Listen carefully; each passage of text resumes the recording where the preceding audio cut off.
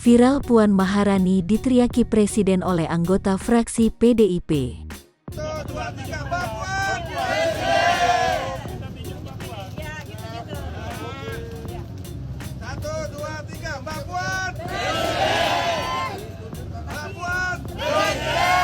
Beredar unggahan video Ketua DPR RI Puan Maharani diteriaki Presiden oleh anggota fraksi PDIP DPR RI viral di media sosial. Video tersebut diunggah di beberapa akun media sosial yang kini menjadi viral. Di dalam video tersebut menunjukkan, para pejabat menunjuk sambil meneriaki anak Megawati Soekarno Putri tersebut Presiden. Diduga aksi para pejabat tersebut sebagai bentuk dukungan kepada Puan Maharani di pemilihan Presiden 2024 mendatang.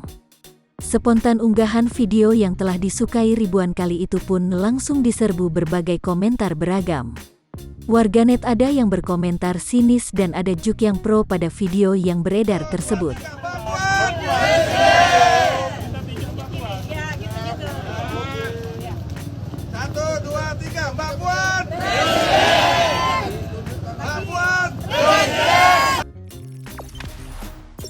Jangan lupa subscribe, share, komen, dan like ya!